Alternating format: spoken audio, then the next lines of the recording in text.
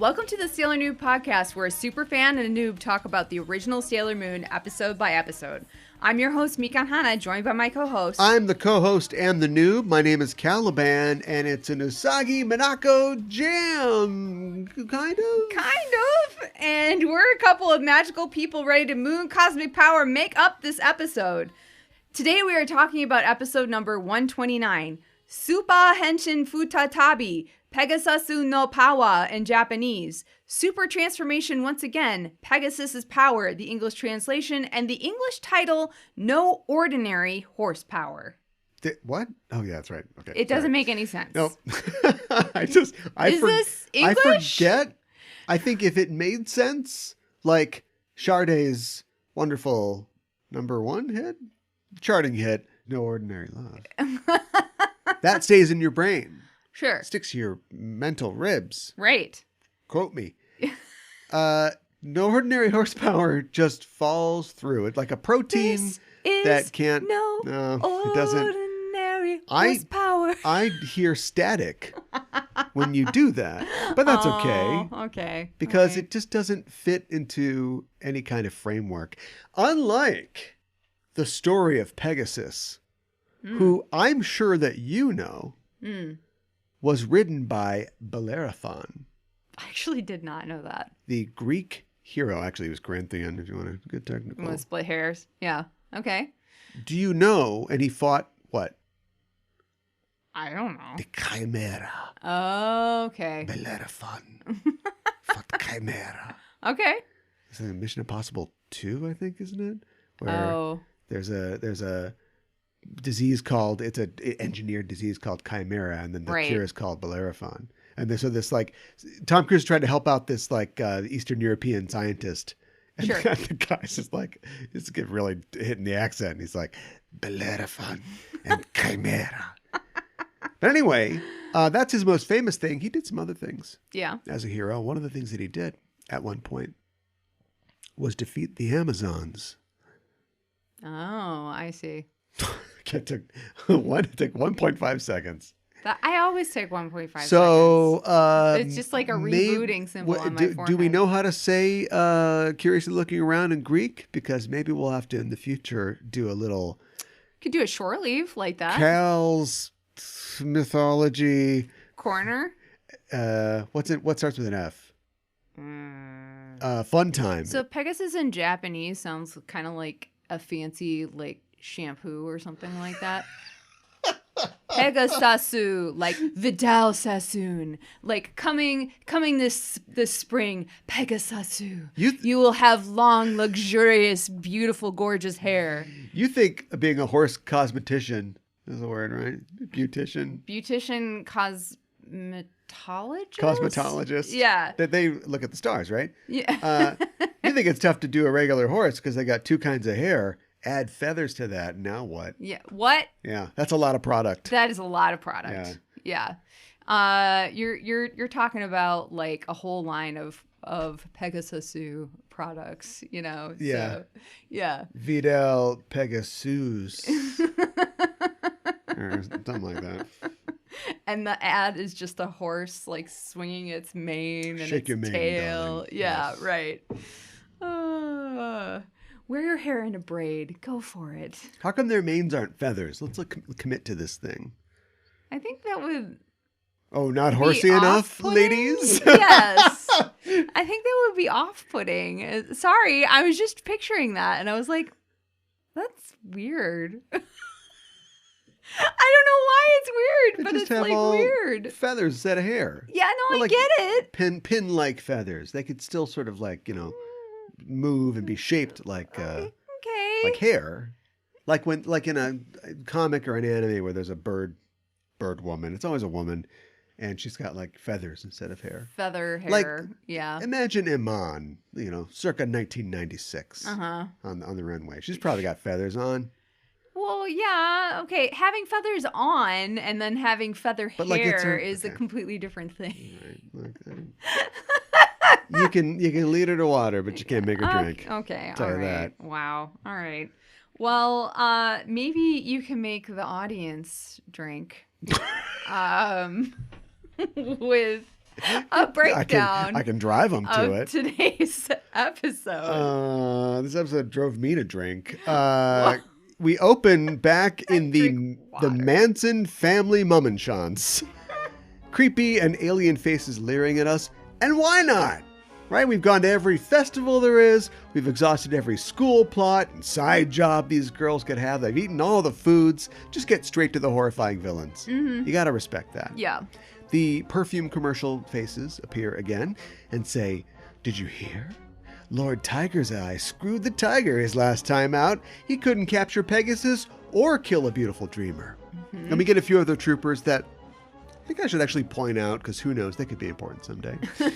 We got a clown lady who's being blown up like a balloon. Yeah. She's rising to the ceiling as she says, "Master Zirconia is upset about it." And a sword swallower who says, "He better hope he's not punished." I guess he's a ventriloquist too, because he's like swallowing a sword while he says this. Oh yeah, and he breathes fire afterwards. He's a triple threat. And he's standing on the shoulders of a strong man. And everyone in the circus is having a wild time in the ring. It's a real shivaree. What does that mean? I'm going to start peppering circus talk into some of these things. Lord. So stay tuned. All right. And here's a question. Are they going to do a show at some point? I mean, they seem to have their acts down. From the adagios to the zanies. It's time to get the grinders out there. Sell tickets for the downtown wagon. Hell, paper the house if you have to. Let's make some alfalfa already. Those were some of the circus terms. Okay. I said that I would pepper through. Oh my goodness. Your pepper got jacked. Master Zirconia from her perch calls for the Amazon trio, who did not deliver that shipment on time. Mm-hmm. And they appear in the ring. She says, "We can't waste the chance that we get every several hundred years." Yeah, right. "We must capture Pegasus. Get out there. Find beautiful dreams and capture him." That was a pretty sedate bollocking, all things considered. It was. You give him a little attitude. You can get rough later. We cut to the neon bar where the trio is crabbing about people giving them a hard time about failing. God, all I want to do is just not do my job. Tiger tosses his drink back and says, "I would have had her too if it wasn't for those pesky senshi." Yeah. Hawkeye says, "Well, you shouldn't bring your personal preferences into your work." And Fisheye, who I'm going to call Michelin Boy from now on. All right, sounds good. Michelin Man. Michelin Man, pup. Michelin Boy pulls out a saddle and says, "When we catch Pegasus, I'm going to ride him." And Tiger Eye, who I'm going to call Wince Neil. Wince Neil? Of Motley Crue. God, okay. It's kind of a Motley Crue. He is like a hair kind band of a glam rocky guy. Glam rock guy. Yeah, for sure. He says, "Yeah, take a walk on the wild side." Wait, that's Lou Reed. This is just wild side. Yeah, right. Anyway, I guess if I'd known everybody would be glam rock this season, I would have saved all my music references for Sailor Moon Supers. But maybe I can squeeze a few more out of the tube. Hawkeye picks up a picture and says, "Hey, what about her?" And Wince says, "Yeah, girls, girls, girls." Oh my God. I'm still doing it. Yeah. And Michelin Boy is once again not into it. At which point Wince is like, "What's her problem?" Maybe you misgendering him? Yeah, right. It's smoking in the boys' room. Thanks. And this is where my first major question comes up. Uh-huh. So we talked about the pronoun situation in Japan before. Yeah. Right? Briefly, I mean, I think that we talked about how there are lots of different words to say "I," and some of them are more feminine and some of them are more masculine. Right. But and there's women's, quote unquote, women's language and that sort of thing. Yeah. Right. So it's a little iffy, period. Geez, what would Dave Chappelle do comedy about in Japan? Oh, Lord. And let's not bring him up, please. Yeah. And let's not have him host SNL. And so this is in Japanese. I don't speak Japanese. Mm-hmm. And they talk too fast for me to try to phonetic it out. Mm-hmm. But we're watching a fan sub. So somebody on the other side, somebody who speaks English, has to write out what it says. So in my fan sub, which is not done by Dave Chappelle, mm-hmm. the person used she. Had Tiger Eye say, "What's her problem? A strange girl."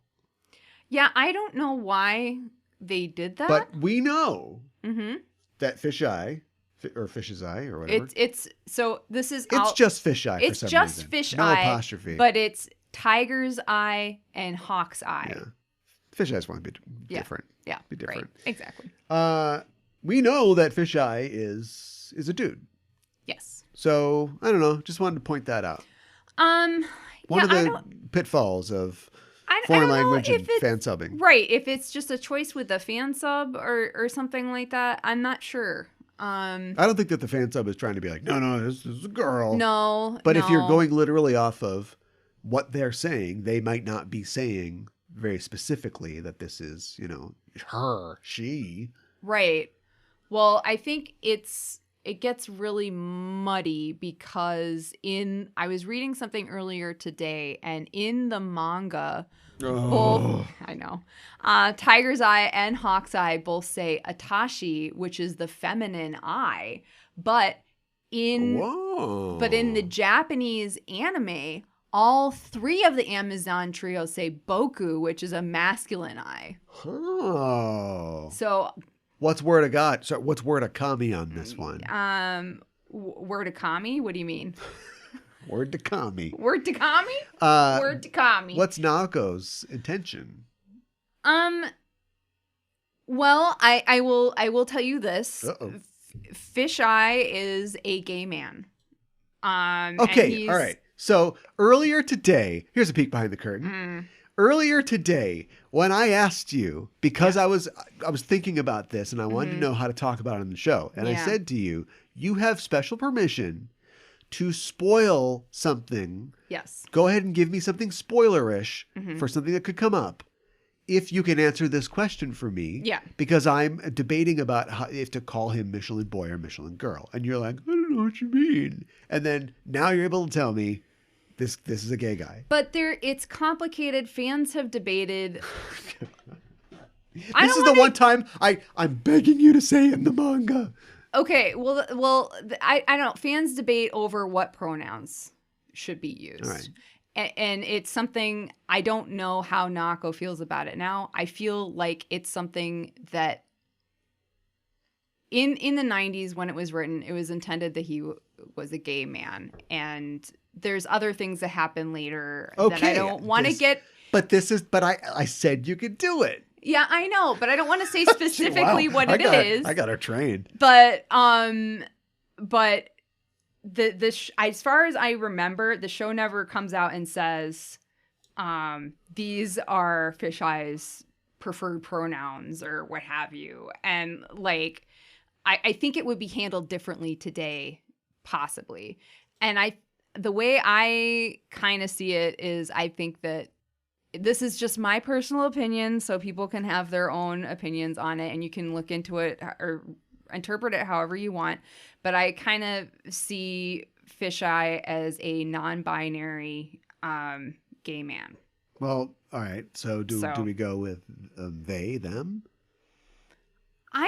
That is a really good question. Right. I think you could use they, them if you feel more comfortable with it. We're burning up tape here. I know. But we will revisit this, and I would invite the Discord into this as well. I know that they'll have good opinions about it. So let us know. Speaking of the manga, there is a character in Hunter x Hunter named Hisoka.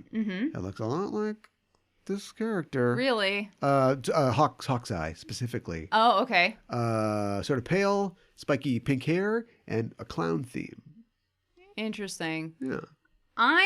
So a little looking over on your bit of paper there? Which came first? Definitely Sailor Moon. I was going to say. Yeah. Okay. Maybe is it supposed to be an homage? An homage. I love French stuff. An homage. Yeah, right. Maybe. Who knows? Anyway, we cut from this picture that we see. We see the picture. It's a young girl in a riding outfit with a horse. Yeah. Then we cut across town to a park. Yes. Where the squad is at the park where this mysterious foe appeared last week. Ami says, there's no clues left behind. And Usagi says, Chibi, are you sure you don't know anything about this? And Chibi flashes back to her meeting with Pegasus, who tells her to keep their meeting a secret. And he asks her if her parents are home a lot. All right. I don't know how much more mileage I can get out of this bit. So it was a good 1.5 show run. We'll just switch back to her wanting to bone this horse. Oh my God, stop. Did you know Supergirl has a horse? Comet the Super Horse. Do you know that he is in love with her? That's weird. It's a long story. And it's going on the Patreon. Chibi wonders if she'll ever see him again, and just then she hears a horse. And she's like, you'll never understand what we have. I'm out of here. She runs in the direction of the sound, and she finds a horse. Yes. Yes, of course. And she also finds a previously unknown dressage arena in the park. I know. Seems like they would have spotted that before. Yes. She's guided by horses to this dressage park. Atop this chestnut horse is the girl from the photo, and she and the horse canter up to the oxer, and they make a jump, but they do not clear it. And she falls from the saddle. Mm-hmm. She's okay. She gets up with a flip of her hair, and we see that she's Reika. I know. Remember her? Yeah, I remember Reika, yes. Motoki's girlfriend. Yeah, I know. She went to Africa. I know. And Chibi's never met her. And she was a reincarnated Yoma. I know. She was in Africa. All the girls are shocked. But Chibi's like, you guys know her? I know. And Usagi's like, we can't just stand here. And they go talk to her, I guess. Because it seems like they were building up to something. All the girls are like, yeah. And then they just talk to her. Because they do talk to her inside the horse cafe, the horse warming house. Whatever's in the building on the side of a dressage arena. I didn't track. understand what was happening. I was why is there a cafe here? You just cut to a cafe. It's a typical classic Sailor Moon move. They're all having tea, and Reika says, I can't concentrate today. The horse told me I was causing him problems. And then he loved me. It was weird. Anyway, my research has been accepted, and I'm going to study at a European university. But if I go, I won't be able to return for 10 years. What? How long is this? How is she getting to Europe? By Snakehead? Oh my goodness. I don't understand this program. What is Snakehead? They're the people that like smuggle you to another country. So they're going to like take her to Europe, but then she's got to pay off like her debt for 10 years. She has to be there for 10 years. Indentured studitude. Makoto asks, does Motoki know? And Reika says, yes, I told him, and he just smiled and told me it was great news. It was weird. A woman answered the phone at first when I called his place. Oh my gosh, stop. That would never happen. No. She says, now he won't see me. He changed his Facebook status to it's complicated. All the girls are totally silent because they're like, that's rough. Mm-hmm. I mean, it'd be totally foolish to try to say anything at this point. Right. I mean, you'd have to be a real nitwit to get involved in this. Usagi and Minako jump up and say, we're going to get involved in this. We can try to talk to Motoki. And they're both holding their cats, and the cats are like, they're scrambling in their arms like they've seen a bathtub filled with vacuum cleaners. Oh my God. Usagi says, I know the feeling of being separated from someone you love. And Mina says, I can't stay quiet, and I know it's something about romance. What? They say, leave it to us. And Rika's like, what? Over at Fruit Parlor Crown, Usagi and Minako have cornered Motoki, and they say, Reika is debating what to do. Cats still like in their vice-like grips. Motoki says, I won't see her. Whether or not she goes is her problem. Later. And he walks off. And Luna says, how'd you expect him to react? And Artemis says, maybe you should stay out of this. And that was the end of it. The end of their lives. The girls squeezed the shaken cat, and I helped. I know. The girls squeezed their cats even harder, and Mina says, you think the goddess of love shouldn't be worried about relationships? And everyone collapses, totally spent. And we pan to the next table, and there's Rei, Ami, and Mako. Uh-huh. Just watching this. And Ami says, we should probably think about the new enemy. And Mako says, I wonder if he doesn't love her anymore. Unazuki comes up, because she's just always here. Yes. And delivers a parfait and says, yeah, my bro can be pretty stubborn, but he's taken it a little too far. Mm-hmm. And Usagi's like, I know, right? Luna's flopping limply in her arms. No one wants to be separated from the one they love. And Una's like, hey, you and Mamoru okay? And Usagi's like, yes. Ray says, no, she just hasn't seen him since yesterday. She told me on the phone last night. And one by one, the girls all reveal that they received the same call from Usagi. Ray says, you're saying, oh, the trials of love. It's been like 11 hours since you saw him. Please. And Usagi's like, I was lonely. Wah. Crybaby Usagi. It's classic Sailor Moon. It is classic Sailor Moon. At the stables, Chibi's feeding a carrot to a horse. And Reika says, you like horses, Chibi? Yes, she does. Oh, my God. She says, he's got a huge face. Oh, my God. Chibi, impolite. No one's pointing out your blood red eyes. It's a good thing, too, because Chibi says, he's got pretty eyes. Hey, you want to get out of here? Oh, my God. How old are you, kid?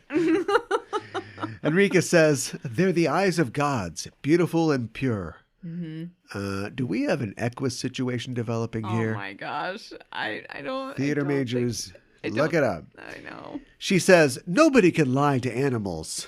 Yeah, I guess she's never pretended to throw a tennis ball. Chibi says, yeah, whatever. Do you know of any horses with wings or horns? Or a soothing, powerful voice?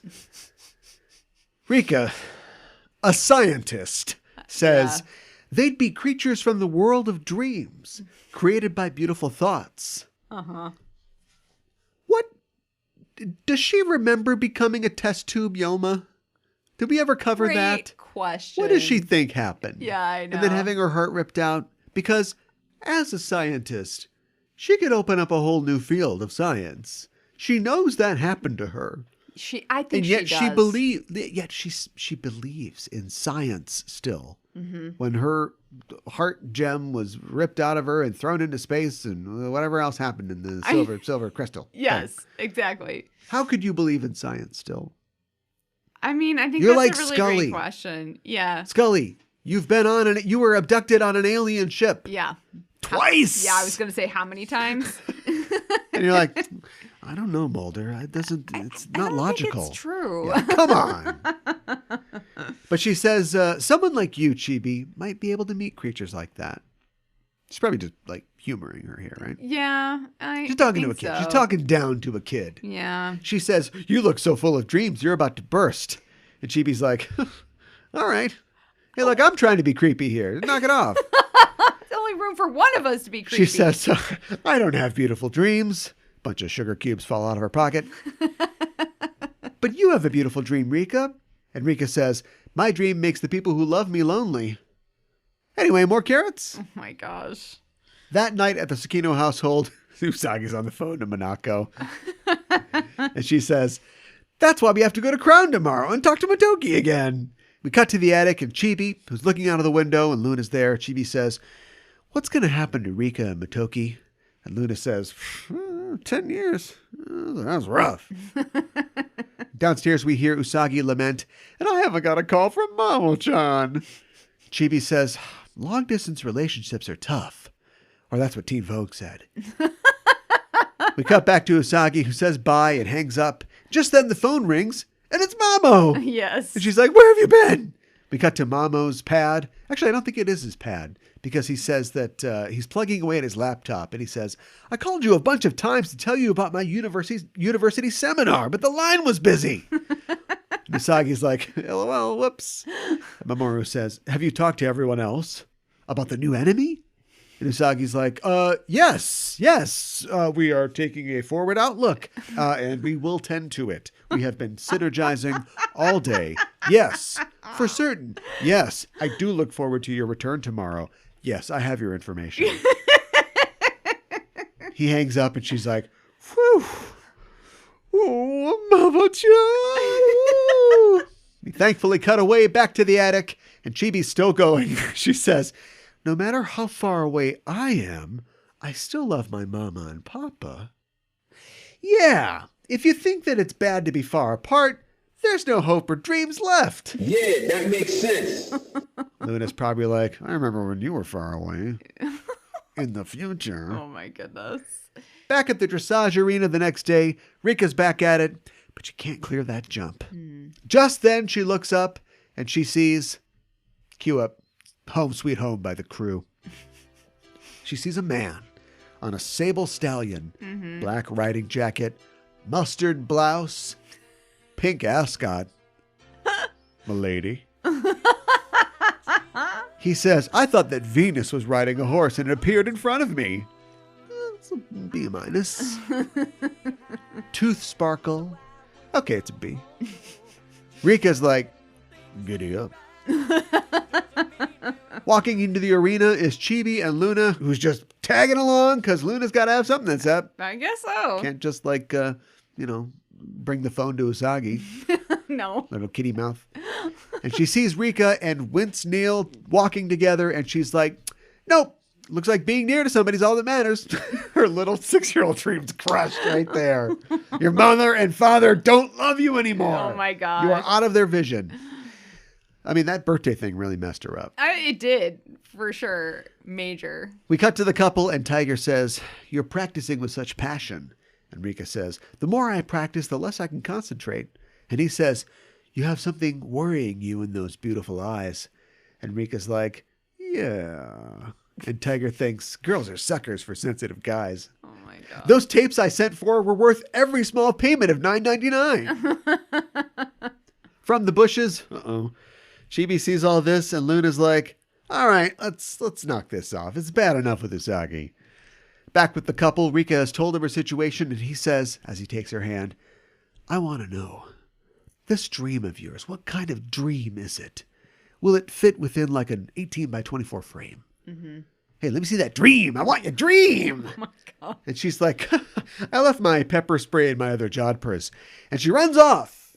But before she gets very far, he snaps his fingers and a vine snaps up out of the ground and pulls her down. And he says, be careful, because I don't want to harm beautiful people. Blurred lines. Oh, is this just going to be in a season full of attempted assault? It honestly, that's the vibe that I get, and I kind of hate it. I'm going to be really honest. Yeah. Like, I'm okay with, like, not loving the villains, but I don't like this whole assault thing. And, again, not in the manga. So I'm looking at you, animators. We'll see where this goes. Yeah. Tiger cracks his whip, and one unfurled yellow pashmina later, he's in his circus togs. Of course. Rika's like, uh-oh, he's weird. And she's right, because 1, 2, 3, and she's locked to a slab, and he's getting out that mirror. Oh, my God. And Luna's like, Usagi, Chibi, transform. And she does. She says, to attack a woman by using her worries, you're pretty cheap, but you're kind of handsome. For love and justice, I'm the apprentice pretty sailor-suited soldier. In the name of the future moon, I'll punish you. Wince Neil says, oh no, it's that pumpkin from the other day. Pumpkin? He called her and Usagi that last episode. I don't want to track this down. I don't care. I'm moving on. Come forth, my lemur. And out of his shadow comes a wiggly dark form that resolves into a yellow-eyed woman with a pink afro, black and orange tutu with purple gloves, and a whip. You can't leave the tent without that whip. That's right. He says, Beast Tamer Kyoku Madanko, keep her company. And she whips furiously at Chibi. Tiger turns back to Reika and says, give me a dream. And he sticks his head inside of her. Oh, my God. Yep, this is where I'm starting to look for the door. It's really awful. This is weird. She's like, no, don't look. She's like screaming. It's weird. It's bad. Anyway, it's not the dream he's looking for. Quelle surprise. He turns to his lemur, who has just got her foot on top of Chibi. Like, that wrapped up really fast. Yeah. And he says, well, we can't let this beautiful dream exist. Get rid of them. But a voice says, hold it. As long as there is evil in the world, I'll show up like a quick delivery. Take that, Amazon. In the name of the moon, I'll punish you. Sailor Moon is here. Yes. Tiger says, gross. Where do you all come from? And Sailor Moon is like, all of us? Oh, the rest of the Senshi are all here. They're all here right next to me. And they say, the Senshi are there. And they say, you didn't come back, so we figured, like, I don't know, check the dressage arena. And here you were. Tiger says, I hate girls chatting, especially when it's not about me.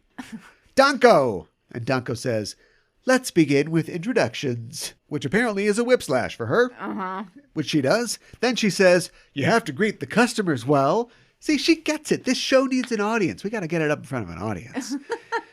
Sailor Mars says, greet this, bird. burning mandala. Danko says, okay, we'll skip the introductions. And she uses her whip to catch all of Mars' projectiles and flings the flaming hoops back at the senshi. It's like flaming hoops. Yeah, that's pretty good. She's a beast trainer. Yes. She's like, hey, your specific power specifically is countered by my specific aspect. Yes. You're screwed, honey. Tiger is loving this. He says, more. Danko says, how about a two-person trick? And she kicks Chibi into the line of the senshi, just kicks her right in the back of the head. I know. She rears back with her whip and says, the French can, and whips it around her in a circle, making the senshi canter for their lives. And this goes on for a while. It does. Chibi says, I can't do this anymore. Help, Pegasus. And a carrot sinks into the ground. No. The blue midday sky becomes suddenly starry, and a bright light appears, out of which appears Pegasus. He tosses his mane, and once again, Chibi and Usagi are transformed into Super Senshi. Usagi rears back with her weapon and delivers her nameless attack, which hits Danko straight on. And with the stage out, she's gone. Tiger says, get you next time, and disappears in a ring of fire. Pegasus 2 neighs later. Whoa, I gotta get out of here. I can't be within 500 feet of that kid. Oh my gosh. And disappears into the sky. The senshi see the winged horse depart and are like, I'll be damned, it's real. I thought Usagi was just snorting glitter. Usagi and Chibi revert back to regular senshi, and Chibi looks to the sky and says, Pegasus, call me. Oh my god. Later at Fruit Parlor Crown, Minako and Usagi are pleading with Motoki to see Reika again. And everyone is there. The entire cast of the show. Yeah. They're the only customers. Is this a private party? What did they do? It's the lunch rush. It's just them in here. Yes. Motoki says, look, I made up my mind. I did it so Reika won't give up her dream for someone like me. I can wait as long as it takes. Buddy, she almost got undressaged by a guy she just met. Oh my god. I think you can shop around. She is. Anyway, because this is a sitcom, Unazuki, who is working this meeting of friends, I guess. What are the tips like? Yeah. She says, she works there. I know, but they're not going to pay her. Did they all, we can have this fun little meeting here, but it's, it's a 2-drink minimum. Like, what? Come on. I could see that. Everybody's got to order parfait. No promos, no coupons. Right. Anyway, she says, well, I'm glad to hear you say that. Or she is. Yeah. And Reika stands up from where she was clearly crouching behind the bar. I know. What is this? I don't know. Like a CBS reality show? It's like it is like a sitcom. Like they just all they're missing is the audience reaction. It's not even like we called Motoki and we called Reika, and they both show up and none of us are there, so they have to talk. That would have been better. She's just literally like, sure, I'll go along with this. I know. I'll never make that jump, so what about I'll do this instead? I know. It's insane. She stands up and she says, I thought you didn't love me, and I thought I was selfish. But he says, Baka, I could never hate you. I'm sorry about calling you an idiot, by the way. And this is all over the orchestral Baby Love, by the way. And he says, go and do the best that you can do. And everyone's pumped. Yep. I think Minako says, when you're lonely, we'll comfort you. But I think she means it because Ray's like, that's going a little far. Because she did have a crush on him before. So that was Makoto. No, that was Minako. They all had a crush thinks on he's him. cute. Yeah. But she's just like, Africa's a long ways away. Yeah, right. And while all this is going on, Chibi and Luna look at each other like, like something is understood here. And Chibi says, the red thread of fate isn't so thin that it breaks when you're far apart. Yeah, but they don't like fruit in Europe? Yeah. Why doesn't he just go with her? I was wondering the same thing. Like, let Una run the business, the family business. Well, open up a franchise in Germany or wherever she's going. Right. Like, I mean, like, this dude. What's keeping him in Japan? The arcade? Yeah. They like fruit in Europe. I guess. And here's something else. Yeah. She never comes back. I know. This is it. I know. So it's like. This is the last episode for Reika. Yeah. You are dooming this guy. God, I don't know if he ever comes back. But like, he's basically saying, I'm not going to date anybody else for 10 years. 10 years. And he's like 23. Like these are if that. Yeah, he's this young. is dating time. Yeah. So and then if you set that up, you bring her back at some point, even if it's in the very last episode. I agree. And she's just like, they're holding hands or something. But that's it. I know. I think it's a romanticized view of relationships. But it's not real. And it's from a romanticized view of a little girl who's, for some reason, is just like, oh, love and blah, blah, blah. And she's... Right. And it's a show for kids. Yeah. But like we've talked before about how the show often has... It's a romantic show with a tango song and flowers and hearts everywhere. Yes. But it's also like they often have like very practical takes. They do. On emotions. I agree and with making you. like tough choices and stuff like that. Sometimes they have dumb ones. Like I can't remember why Ami was going to leave already to go to... Was she pre-accepted to the school? Why was she going to go to Germany? I can't remember. Accepted like well, early whatever. or So she's going to keep something studying like that. here. Yeah. She's going to go to German post-secondary or something. Right. All right. So we want to keep her on the show. But like, okay, you can't get rid of the main cast, but you have a cast of characters here, and you have done a great job of showing about how this is about like, kids, girls want to have fun, but it's also like kids dealing with like real kid things. Mm-hmm. And since you have such a big cast, it's okay to have somebody move away. That will complete the lesson for the people who are remaining behind. Yeah. And they go, wow, that's like he's going to go, he doesn't speak the language. Like that's a tough thing, but he cares that much about her. Mm-hmm. Not like he's just going to go back into the holding pen for side characters we don't use anymore. No, I agree. Do you know what I mean? I know. Why not have him just like commit and make the decision like, no, I'm going to go with you?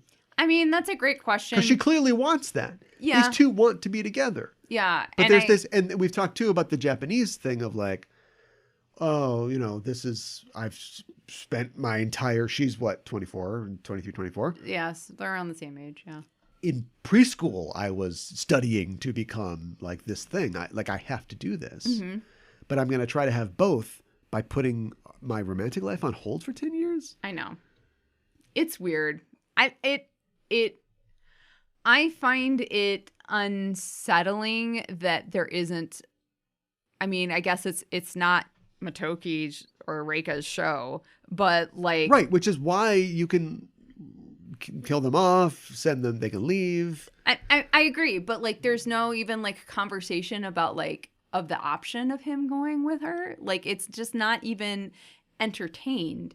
Or him saying, and I'm going to come with you, or even like I'm going to visit you every chance that I get. We don't get any of that. Right? I'll see you in 10 years. Yes. Yeah. Which I'm like, that's BS. It's not even. It's unrealistic. Yeah. Forget romantic. It's not even practical. It's not even realistic. Yeah. Yeah.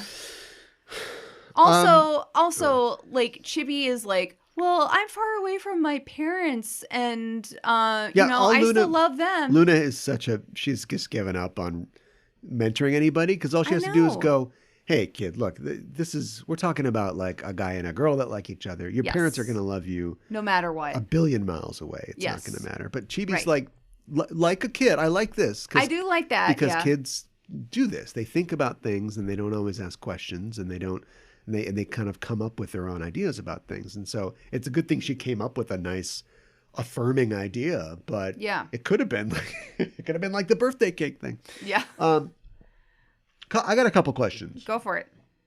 But I don't want to spend all day. Yeah. So I think this is where it gets bad.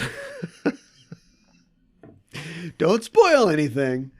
Don't spoil anything. I'm not going to. But I feel like we are immediately heading down here. You'll notice how you haven't heard me say in these first two episodes, I didn't think they were going to, but then they just brought it back up to, oh, here we are. It's a whole new adventure. Yeah. I'm not saying that. No. And so if I don't, like I said, I get in trouble when I go on a Facebook group that's Sailor Moon. So I am not connected I am in the holding pen of the fandom. I can't wait till I get out of this holding pen. Let me out.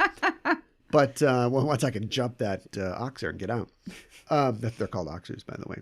I heard you say that. I know a little bit about dressage and jumping. I have a friend that does it. But like, if the community's idea is that like this is where it's supposed to go down, then I think I've identified the point. The show's never not been formulaic, but it feels more bored than with its formula than it's ever been. I would say, we're two episodes in with a brand new set of bad guys. Yeah, I know. A brand new set of stakes and a new, avenue. The idea of like, because it's never really, we talked about this, it's never really been like magic. Arguably, all they do is magic, or maybe it's some kind of power we don't understand. But like, we're getting into like crystals and dreams and elves and Pegasuses, Yeah. And it just seems completely uninterested in exploring any of it, to the point where I commented at the beginning of the recap, but like, we just literally just start with the bad guys. It's like, screw it. She's not going to get up and eat breakfast or studying for tests or whatever. Screw it. It's the bad guys. Just like, hey, get back out there. And it doesn't even like yell or raise the stakes with them. And they're like, I hate this job. And then they go find a person and they don't get the thing. And then he's like, well, I'm going to go. And he just leaves. And that's it. What I don't like about starting with the bad guys in this episode is we don't get any like character moments. Like with Dr. Giggles, it often started with him in the basement lab. Sniping at Nefray. Right. And yeah. Right. Or Dr. Giggles saying something, kind of weird or, and like, you're just like, what is happening here? I don't know, but I like it. Yeah. And it's just like. And I would say that it's early, but like, when are you going to do it? You need to start it early. Yeah. Because we don't necessarily we don't spend as much time with the villains as we do with the good guys. Here's another kind of lazy thing. How easy would it be to see? Am I supposed to infer the dreams by what the girls, I guess, are pursuing in their lives? What if you gave us... Great question. They save work and animation all the time by like having her whip the whip around, and then she whips it, and we cut to a still image that we sort of pan across. Like, oh, Chibi's dodging, but it's like, which is like, I'm fine. Like that's a technique, but it saves you a lot of frames of animation to do something like that. Yeah. It'd be super easy to just draw up a quick thing of her in a lab coat, and she's working in a lab, and she's really happy, and it's a dream, right? Yeah. So maybe Motoki is there with her, or somehow we know that he's waiting at home, making parfaits for her. Let's see the girl's dreams. I think that's but all he does is just stick his head point. In there, and they're like, no. Yeah. And he's like, nope, that's not it. It's just a horrible experience for the person whose dream is getting looked at and for the audience. And then we don't even get to see what their beautiful dream is. So, right. Yeah. I'm hearing a lot about beautiful dreams. I'm not seeing these beautiful dreams. So, what's up with that? Dream mirror, not in the manga. Weird. So I don't know what to tell you.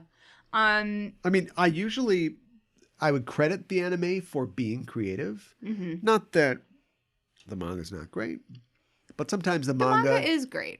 But sometimes the manga also sounds a little formulaic. A There guy are shows parts up. of it. I've forgotten everything in school. I've forgotten everything that happened in S. The bad guys. Yes. Demons. Demons. Demons. Demons, yeah. The demons are just blobs. It's like, it's a lot of hard work there. I mean, that's kind of We're not focusing on them the same way that we are on this show with 40 episodes. Right. But like, that's the benefit of having a show with 40 episodes. You can really like stretch it out and like, really like look into things. And I just don't. Monsters that change from episode to episode, they can really put a lot of creative work into it. I like that too. The lemur this week, but like I feel like there's a little bit. Speaking of making phone calls, a little bit of phoning in going on. Yeah, kind of feels like there's some phoning in. Usagi asked Chibiusa again, like, "Are you sure you don't know anything about this?" And it's like. She just bull-faced lies to her and is like, no, I don't know anything about this Pegasus. I don't know what you're talking about. If this was like a 80s cartoon, we'd have a PSA about how like, if somebody tells you to not tell your parents or your family, right? You should tell them. Yes, because she's really sticking to this thing. She is. She's like, look, the horse said Mum's the word. So clearly, mum is the word. Yeah. I know. It's a little unsettling, I think. Guys, I trust this horse.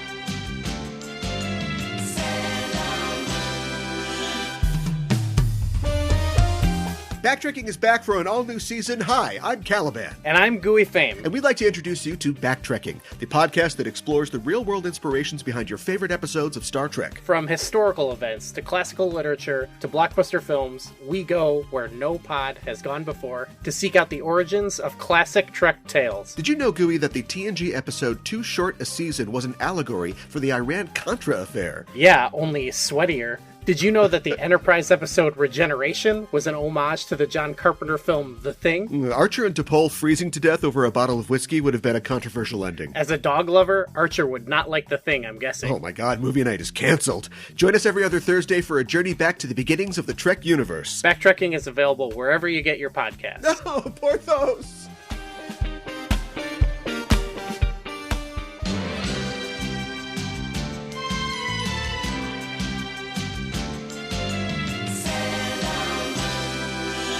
Today, if you're Kuro Muru or curiously looking around, where we talk about elements of Japanese culture within the episode, we're going to talk about horse racing in Japan. Ooh. But before we get into horse racing... Come on. I know. Baby needs a new pair of geta. Oh my god.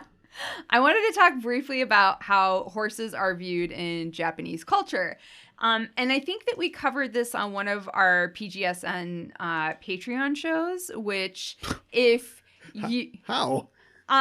Well, a little bit, but a long time ago, people used to donate horses to Shinto shrines for good luck or to have their prayers answered. And over time, this tradition changed to the Emma, which literally means picture horse. And Emma are horse. Yeah. Pictures of a horse. And Emma are small wooden plaques or placards on which both Shinto and Buddhist worshippers write prayers or wishes. And Emma are hung up at the shrine where kami are thought to receive them.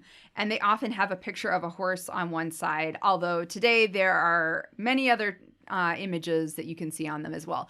And it was in an episode, they were going to a shrine. Oh, I do remember this. Yeah, and they straight up read what Mamo wrote on his Emma. Right, yeah. Which, I mean, they're hung up. It's not that you can't read them and everything, and sometimes I think people do it, but it seemed a little like, oh, I don't know if we should be doing this. Anyways. So in Shintoism, horses are very revered animals as they are thought to be the mounts of kami, and they can travel between our world and the world of kami to deliver messages or prayers. Oh.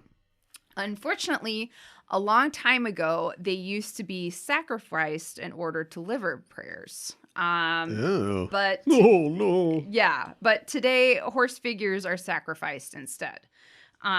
So in Japan, white horses are viewed as sacred. It's believed that this is largely because one of the first emperors donated a white horse to a shrine in prayer. Seeing a white horse at the beginning of the year is considered to be good luck and to ensure good health for the rest of the year. There is a ritual which originated in China that is somewhat obscure today, but is still celebrated at a handful of shrines, including Osaka's Sumiyoshi Taisha. And at these shrines, on the 7th day of the year, the Aouma Shinji, which literally means the blue horse rite, is performed. Sometimes this is referred to Aouma no Sechie, but the combination of the kanji for the ceremony is confusing. The characters are for white and horse. However, the pronunciation for the character for white is not the usual shiro or haku, but ao, which typically means blue. Okay. So, when I was reading about this, it means like the specific kind of breed of horse. Like it's a term in equestrian, like in Japanese equestrian type things. But In Japanese, the word aouma, which literally means blue horse, can mean a white horse or illustrious black horse, while the word hakuba only means white horse. And supposedly an aouma is a very specific shade of white horse. And the ceremony comes from the belief that a white horse gets rid of evil spirits. Huh. I mean, that's a thing. I mean, you think about it, I think a lot of cultures give special reverence to like white horses, and they mean a lot of different things in different mythologies and that sort of thing. Yeah, I meant like the blue horses, but yeah. Oh, okay. that type of color. It's like a dun or like a, it looks like whitish, almost blue. Like it almost looks blue. Yeah, right, exactly. I think that's exactly what they're talking about. So keiba, literally horse racing, is a very popular sport in Japan with more than 21,000 horse races held each year. The National Association of Racing, one of the two major associations that organizes races, earned $8 billion in 2020. Huh. In 2019, the local industry was worth around $25.6 billion. There are 3 types of racing that take place in Japan: flat racing, jump racing, and bane racing, also called draft racing. Bane kyoso, or literally pull race, is a form of Japanese horse racing in which draft horses pull heavy sleds up sand ramps urged on by jockeys balancing on the sleds. Bane racing has its probable origin in agricultural work, when horses were used to pull farming machinery and sleds of wood. Eventually, the horses were tested for speed and strength in festivals in the late Meiji era. As the popularity of the races has waned in recent years, regular bane races are only held at the Obihiro Hokkaido racecourse. However, betting ticket sales on the internet have been strong recently, and their popularity is recovering. In 2021, 15 years after bane was held only at Obihiro, gambling ticket sales have quadrupled. All right. Yeah. In Japan, horse racing is organized by the Japan Racing Association, or JRA, and the National Association of Racing, or NAR. JRA is responsible for horse racing events at 10 major race courses in the metropolitan areas. JRA races are known as Chuo Keiba, or central horse racing. So they're the central bigger races. The NAR is responsible for various local horse racing events known as Chiho Keiba throughout Japan. This system of administration of horse racing is unique to Japan. Usually it's just kind of like one association, I think. JRA provides some of the richest racing in the world. Purses for graded stakes races begin at 74.6 million yen, or about 882,000 US. Wow. Yeah. NAR racetracks tend to be smaller than JRA tracks. Unlike the JRA, the NAR mainly organize dirt-graded events, so events that take place on dirt racetracks, except for Morioka race courses, which has turf. Okay. Which, all right, turf, yeah. Yeah, right. I was like, what, like oatmeal? Like, what are they? No, dirt and turf, so yeah. Japan's top race is the Japan Cup, which the JRA established in 1981 as an international invitational race in order for local racehorses to have the opportunity to compete against horses of an international caliber and to promote goodwill with the racing community worldwide. Huh.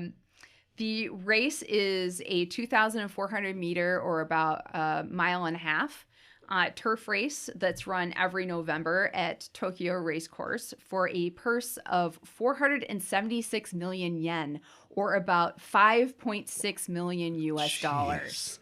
This used to be the richest turf race in the world. That honor is now the Everest in Australia, with prize money 15 million US. Whoa. Yeah. For a horse race. For a horse race. Like guys in Jersey are like, breaking his legs for, $5,000. I know. What? It blows my mind. where does this money come from? Yeah, no kidding. I don't know. And the Japanese, like, obviously they have gambling, but like they're a little weird about it though, right? We'll talk about it a little bit, but well, I have a little bit of it, some notes later on. Sure. But yes, they are. To answer your question, they are a little weird about it.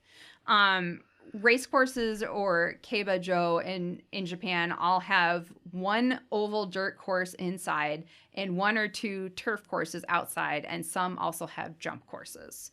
The history of equestrian sports and horse racing in Japan goes back many centuries, but it was not until the spring of 1862 that the first horse race in a recognizable European format was organized by a group of British residents on an area of drained marshland just outside the recently opened treaty port of Yokohama. Mr. Horse Racing. Yeah. Check it out. Yeah, right. White well, people. it's a group of Mr. Horse Racing. Sorry. Of British We are a people. polycule of horse racers. Mm-hmm. They thought for a long, long time that horses came from mainland China. Yeah. Because there are, Chinese and Mongolian horses. Yes. But recently they found that there were like horse-like creatures, or like prehistoric horses on Japanese islands. They were a lot smaller, as a lot of island creatures are. And then I'm sure like all the horses that they rode and probably used for work probably did come from the mainland, but there were horses, historically on Japan. Yeah.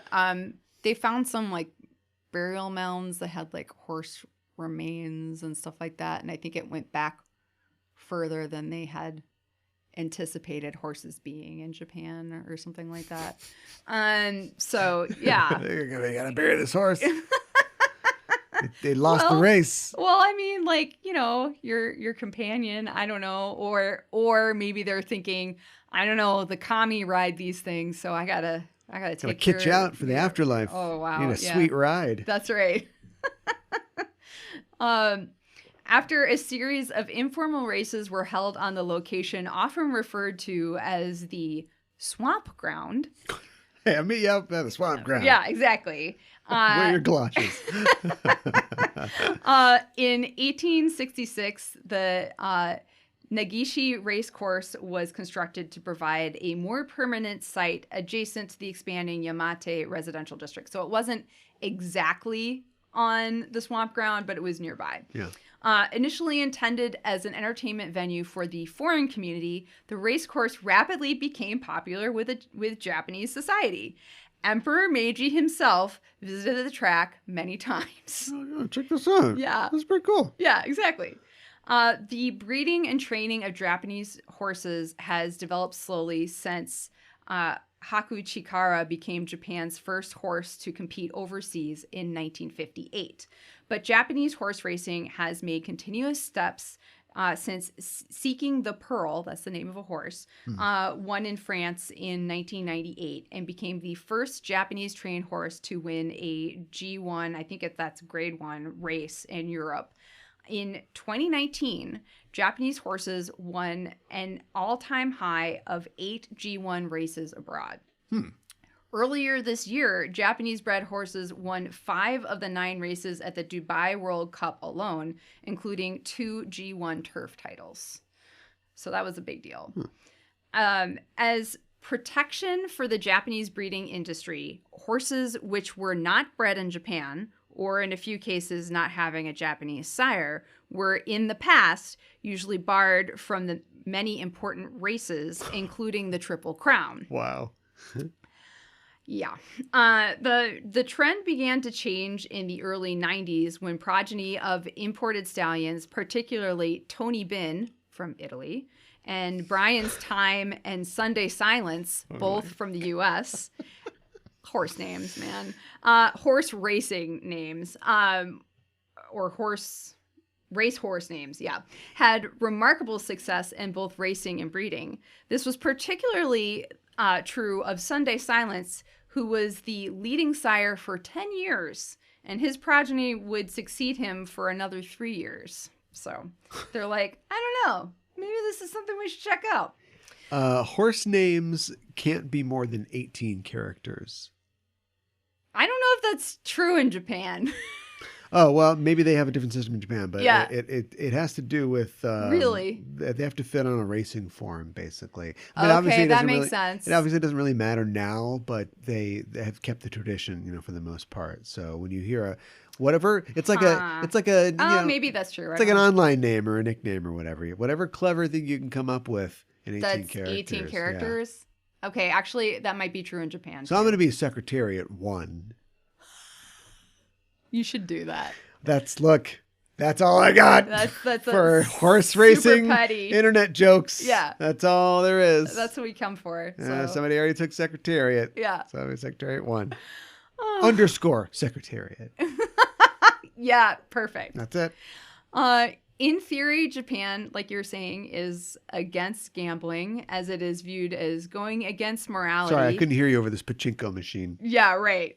It's viewed as going against morality and public order. It's organized gambling. Because pachinko is just like, ding and then you don't get any money. Like that's like small time stuff. But like what about like OTB? What about like, the organized gambling of, an establishment like a casino or a horse racing track or whatever? Mm-hmm.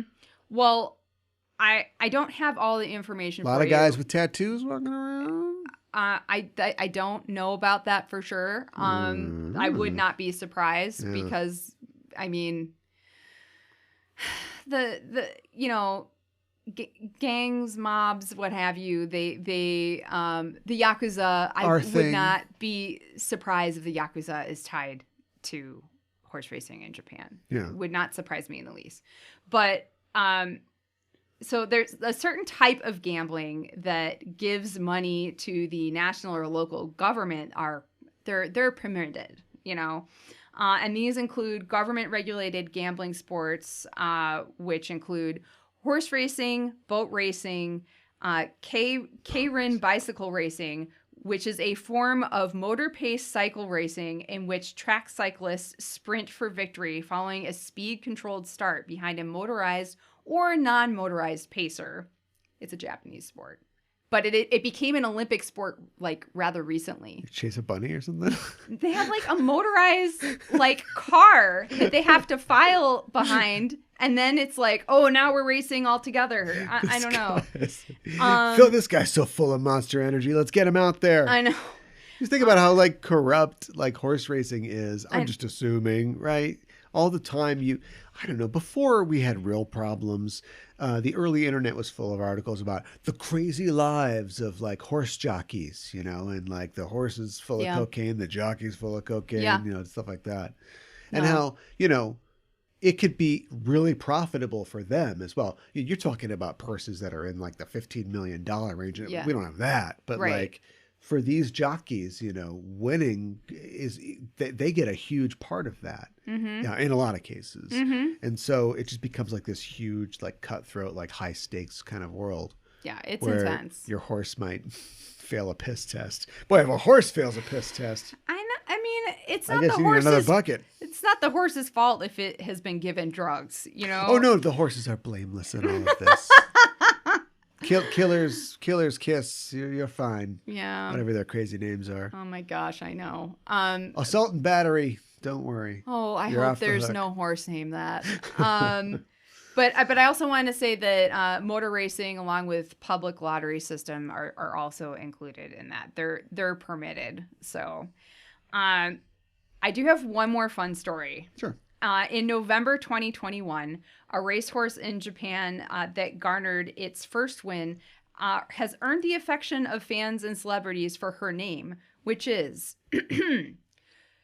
Sumo Mo Mo Mo Mo Mo Mo Mo. That's 8 mo's. And the 3-year-old filly won the 12th race of her career at the Tokyo Oi racetrack. Su Mo Mo Mo Mo Mo Mo Mo Mo has become more famous after her win, but she already had a following. She has merch at the racetrack, such as pink plushy horses and Sumo Mochi, a play on her name, and Mochi. And fans outside, after her win, fans outside Tokyo have requested that the goods be sold online so that they too can purchase them. The name Sumomomomomomomomo comes from a Japanese tongue twister that reads Sumomomomomo Momomomomo Sumomomomomomo Momo no Uchi, which means plums are peaches and peaches are peaches and plums and peaches are both types of peaches. It's not, do you know how a tongue twister works? Saying the same syllable over and over isn't it? That makes more sense in Japanese. I mean, I don't know if I'm getting the intonation just exactly right. Well, if Sumomomomomomomo ever falls, then you can name it Sumomomomomomomomomo. There you go. Right? And just keep going. Yeah, right. I think you totally could. Just keep up the game, you know? Yeah. And I mean, the owner and they're clearly having fun with it because the horse had like a whole, like had pink blinders and stuff like that. And like, you know, so they're going for the whole thing. So they're like, yeah, that's right. My horse is named after a tongue twister. Keep winning. Yeah. You're going to be glue, glue, glue, glue, glue, glue, glue, No, glue. don't say that. It's all, well, look, I mean, I'm sure, horses are like Twitch streamers. Oh boy. Right? I'm bracing myself for everything what's is charming if you're successful. Mm-hmm. So if Ninja decides that he's going to wear a hat on his butt or whatever, it's like, oh, it's so great. Right. But if you're just starting out and you're like, I have a dream about wearing a hat on my butt, nobody cares until you break 1 million followers. Yeah, right. No, that's totally true. I think that fits. I think you got it too. That makes sense? Yeah, I think it makes sense. Yeah. Itadakimasu with Usagi. What did Usagi eat in this episode? So again, at the bar, the trio appears to have the same drinks. Unless this changes from episode to episode, I'm not going to keep mentioning it. I just thought I would put that out there. And then in the horse cafe, Reika and the Senshi have tea and soda. And then Unazuki presents Minako and Usagi with fruit parfaits made with vanilla ice cream, strawberries, a banana, a pear, and I'm not sure what else, for talking to Motoki about Reika. And then, of course, Chibiusa feeds a horse some carrots. So got to get that in there, too. It doesn't make any sense still that this like horse club is in the middle of town. No, not at all. And it's just hidden by some bushes. But I'm just well, it would have to be probably by high verges and like hedges and stuff like that. Because I was just thinking about it. This is a club, right? Yeah. We see in this thing, and she's drinking, and they have like these elegant teacups. They do. That are like they look like tea leaves that are shaped, like a cup. So it's like she had to sign all these kids in. Probably. And the guy at the desk is like, all right, you're a good member, so you can have 6 guests today. I know. But they would never get in otherwise. So the Sailor Moon that I remember would have made a gag about Usagi like destroying like the complimentary a la carte treat bar or something like that. Stuff like that, the cookies. Yeah. No, I could see that. My dad is retired now, but he, spent almost 35, 40 years on the road as a salesman, and in doing so racked up just the most gold point miles that you could ever have on any airline flight ever. And so whenever we traveled as a family, he could just, whip out the gold card and we could go to the lounge, the special lounge. Nice. Which air travel's changed so much. I don't even know if you could do that anymore. And so like there's cookies, there's like just straight up booze. There's like free cappuccinos and machines and things like that. And so like this would be, this is part of the club, being a member. Yeah, right. And so Usagi could really flip that place upside down. Oh, yeah. She'd make a mess out of it. Right. We didn't get that scene, though. I know. No, we didn't. Why? Why didn't we get that scene? Yeah. I had another thought about Reika and Motoki. Like, Whoa. she is just back from Africa, it seems like. She hasn't been back for that long. Everybody's surprised to see her. Chibi's never seen her before in her life. And Motoki is like, I'm not seeing her because I'm going to let her figure this out. I don't know how long she's here, but dude, you're not going to see her for another 10 years. And the way you're dealing with it is like, I'm not going to spend any time with her while she's here. Yeah. I don't get his logic. What is he? An astronomer with a observatory on the outside of town? You know, the one outside of town, just on the cliff. Yeah, yes. He's being like, is this a character trait of Motoki that we don't know about? But he's being self-sacrificing. I know. He wants to. This is the same as the astronomer guy.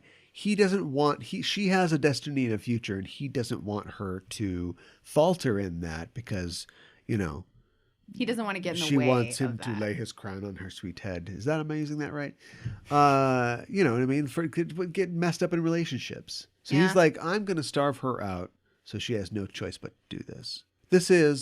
You're going to get on that plane, because if you don't, you'll regret it. Uh-huh. Maybe not today, maybe not tomorrow, but soon and for the rest of your life. Oh my God. 10 years, baby. You're part of the horse's work, the thing that keeps him going. Villain gauge where you rate a baddie. I just did a horse Casablanca joke. You could have at least said something like, "Oh, here's feeding you a sugar cube, kid." I didn't know how to react. Here's looking at you, kid. Now feed me a carrot. I'm shocked to discover that there's gambling at this racetrack. All right. Villain gauge where you rate a baddie, 1 to 5 dark stars, 5 being the most wicked. The lemur in this episode is called Kyoku Bandanko.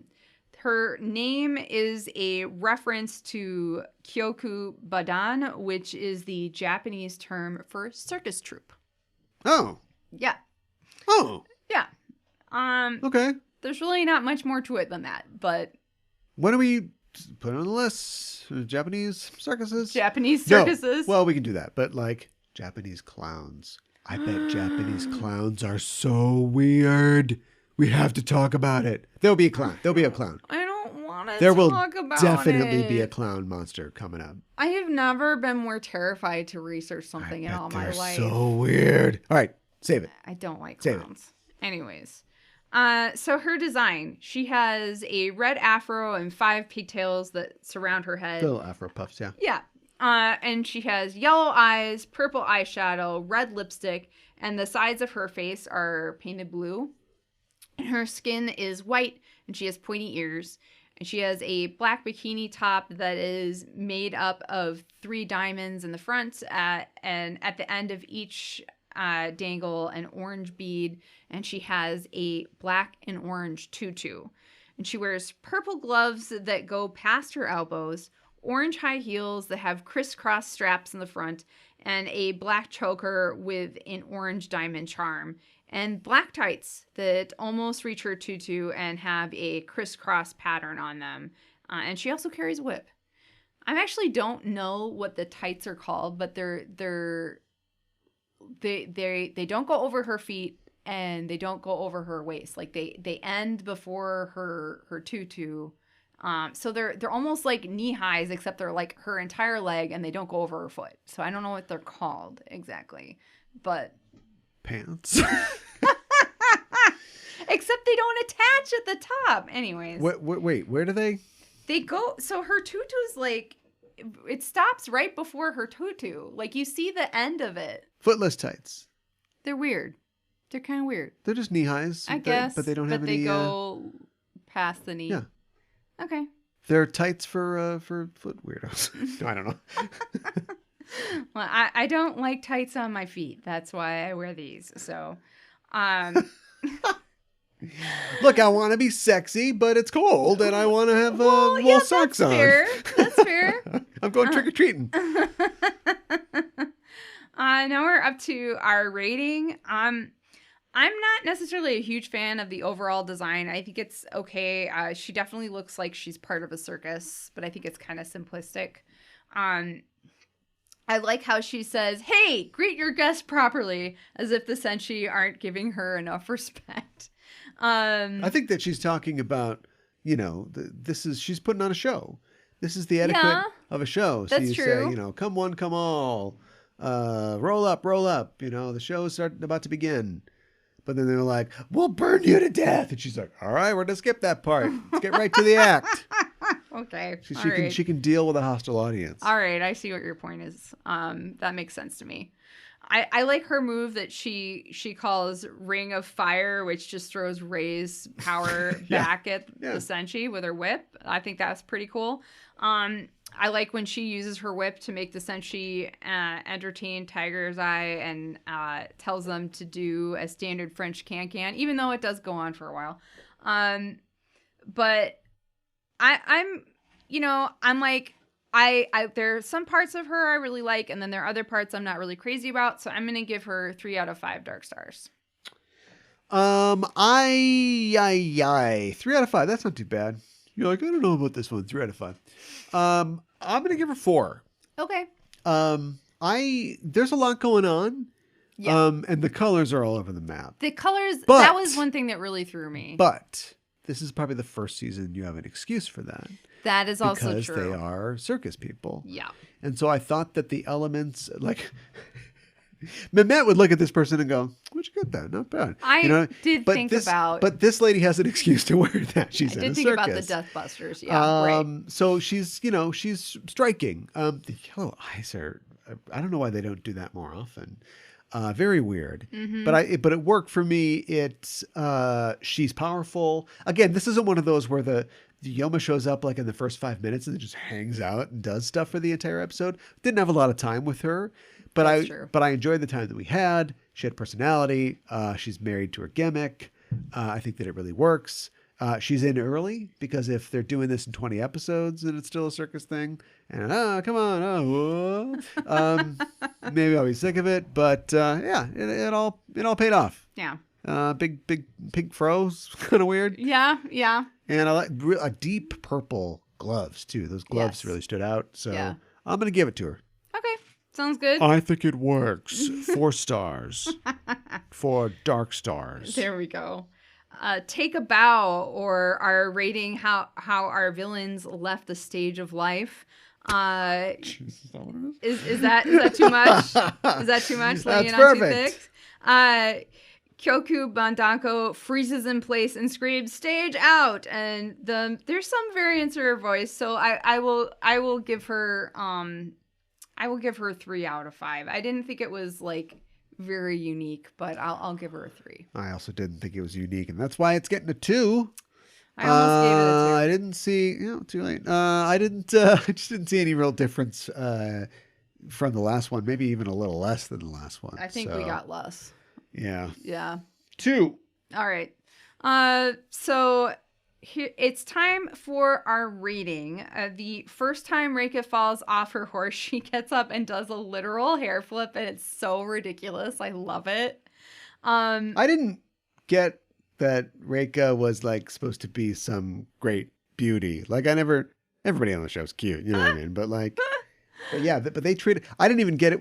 Thanks for saying that it was her, Usagi, because I never would have got that it was her. I didn't know it was her either. And we see a picture. Again, it's a cartoon, so we see a picture of her before, and a brown-haired girl looks like a brown-haired girl. Yes. Ask Van Morrison. Well, that's the eyes. Whatever. Don't ask him anything. He doesn't know what he's talking about. But then they're like, "Oh, it's Reika. Motoki's girlfriend." I know. Yeah. It's kind of weird. I love how Usagi and Minako jump to attention and volunteer to find out what's going on with Motoki. And just the whole interaction with them and the cats. It's hilarious, the entire thing. I love Minako especially saying, "Are you saying the goddess of love shouldn't be concerned about love problems?" It's great.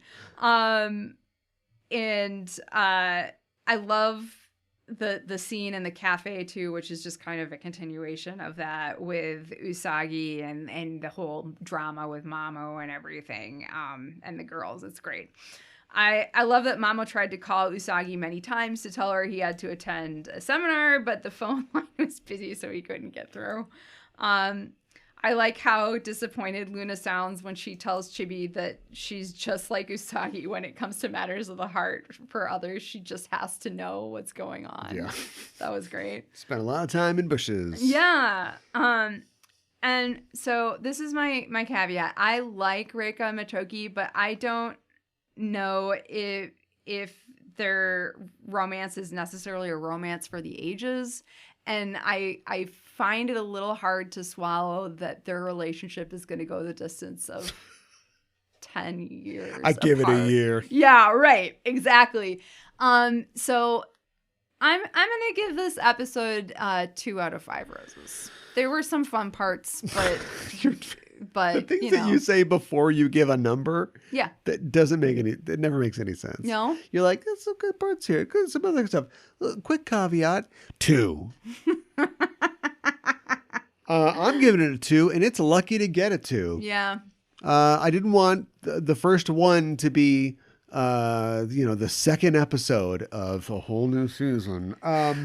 But it didn't. It wasn't going to get a 1 because it is, in its own way, an Usagi Minako jam. Yeah. So you're lucky, show. Mm-hmm. You're lucky you had 30 seconds dedicated to those two getting into trouble again.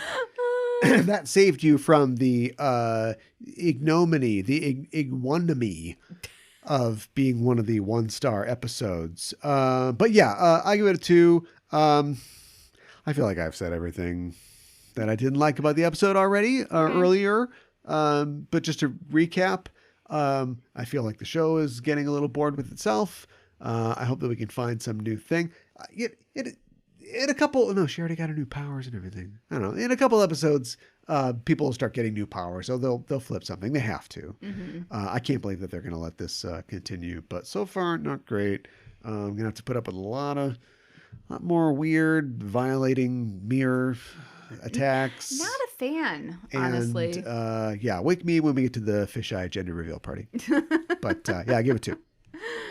All right. My English title is Reika's Dilemma. Sad times for who? Red at night. Reika's delight. Mine, I'll just hit fast and fade away. My title is Pout of Africa.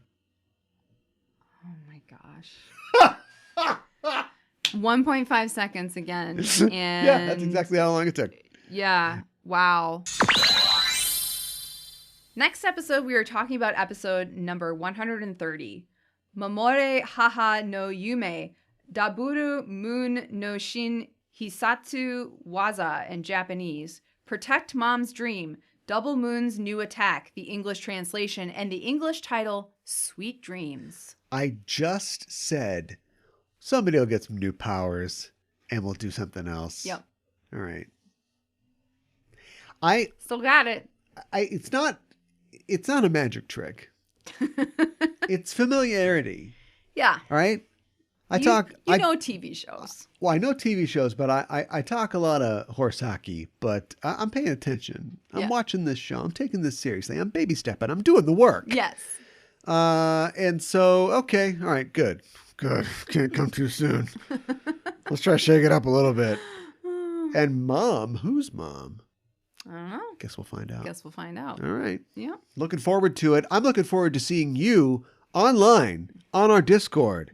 Join our Discord. There's a link in the show notes. Come join the happy family. That's right.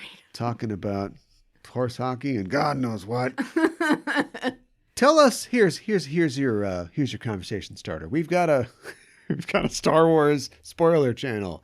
People talk about Star Wars stuff. Yes. Currently Andor, the big talking point. Everybody loves Andor. I gave up 3 episodes in. Come on the show, go to the general channel, and yell at me about how good Andor is. And I should watch the rest of it so I can get in the spoiler channel and talk about that good old Andor. That's right. That's what we're doing online. We were also, of course, on social media platforms. Search for Sailor Noob. You're going to find us. And join us there and share with us the things that you love about the world of Sailor Moon. And we're waiting for you to do that. Yes. And once again, I send out the call. You don't have to, but if you are on iTunes or have access to iTunes, go give us a review. There's other Sailor Moon podcasts. There are other anime I've heard. Again, I don't go. I don't know. There's other anime podcasts, pop culture podcasts. I think that we are pretty high up there. I think that we stand up there in terms of quality and what we put into it, and we've got a lot less reviews. And I think it's because we don't beg for them all the time. So I won't beg. I won't beg. But I will ask you that if you have iTunes or you've ever had iTunes, you use iTunes. I know people use all kinds of things now, but go on iTunes. Yeah. Just because it's a good bar to show people. People look up Sailor Noob, they go, oh, a lot of people seem to like this show. Right. You know, if you think about it, it really does help us out. Or if you don't use that or you just don't want to use that, whatever listening platform you use, if they've got some kind of rating or star system, or the chance to throw in a comment or a review, it really does help us out. Yes, so it does. We thank you in advance. Yes. Well, that's our show for this week, and the Name of the Moon will be punishing you next week with another episode of Sailor Noob. He's got a huge face.